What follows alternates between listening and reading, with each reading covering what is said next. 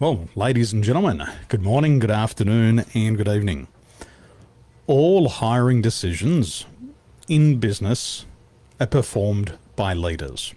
And when you get it right, you look magnificent. But when you get it wrong, which happens 95% of the time, you risk your reputation, you lose your time, you lose your money, you lose your resources, and then you have to do it all over again. So what we say is, don't risk it, disc it. Remember that one. Don't risk it, disc it.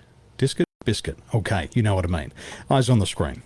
Now, doing some employment at the moment, and we have to figure out who we're hiring. Who is the person that we're really hiring? Are we hiring the real you, just over here? Or are we hiring the mask? And this is a very important conversation because, as you know already, the natural style is the natural style is the real you. So that's the real you. But the adapted style is the mask.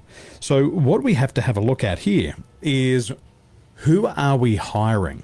Are we hiring the real you, or are we hiring the mask? And it's very important that in your discovery, when you're doing your pre-employment interviews, that you're actually speaking to the right person. So let's have a closer look. What we can see here with the natural style is that their pace is slow, fast, fast, fast. However, the mask, the adapted style, is fast, slow, slow, fast. And this is a significant difference in pace. The D style moves differently. The I style moves differently. The S style moves differently. And the C style remains the same. So in the interview, these are clues. Who are you interviewing right now?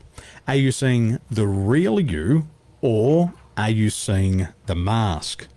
Now, in addition, we can see that the real you, the natural style, is a pure I style. The pure I style is when one disc style is above the line and everything else is below the line. So we know here that this is a pure I style, and we want to be looking out for that in the interview. However, what might show up is the mask, and we're going to see almost so close, a pure S style. And these two people will want totally different things. Remember, the I style wants recognition. Keep an eye out for that. But the S style wants relationships. What are they focusing on at the moment of the interview?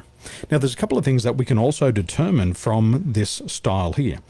The I style, remember, stands for influence. And the focus here is on people and contacts. The real you, the natural style for this person, is the I style. They should be charming. They should be sociable. They should be convincing. They should also be trusting. And you can see that just here. They're the descriptive words for this person's natural I style. However, if you don't know who you're interviewing, you might see the adapted style showed up. And when it comes to focusing on people and contacts, they'll be more controlled, discerning, rational, and reflective. And if you see those qualities, then you're interviewing the adapted style person. Very important, because if you hire the adapted style and you're really wanting the natural style, you're going to make a bad hire, and it's going to blow up in your face later on. Also, let's have a look here at the S style. This is another giveaway. When they're focusing on pace and consistency, the natural style should be alert, eager, flexible, agile. These are the descriptive words here. And if you see those things come up in the interview, then you're interviewing the natural S style. However, if they're more consistent, cooperative, relaxed, possessive, and you see these qualities come up when you're discussing pace and consistency, then you're speaking with the mask. So, are you seeing the real you, or are you seeing the mask? And that's why I said before, don't risk it, disc it.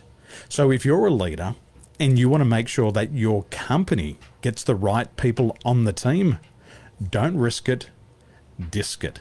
Invest in a disc report because you're quickly going to see the qualities of this person. You're going to see the natural qualities. You're also going to see the adapted qualities. And remember, a bad hire is incredibly expensive.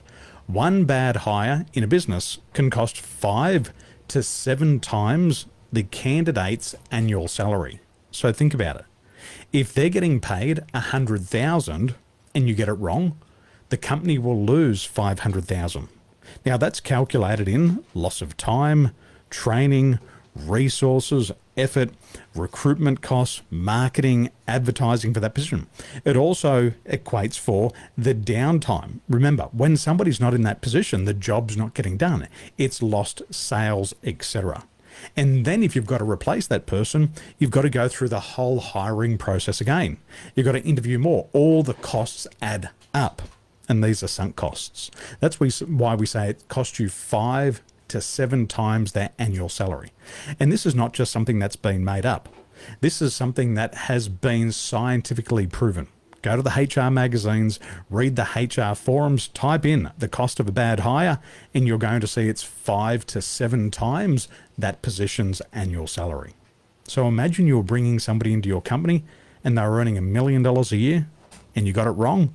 The cost to the company would be $5 to $7 million. So don't risk it, disc it. Now that you've watched the video, leave a comment below, ask a question, or share an insight of what you've learned today. Have a wonderful day.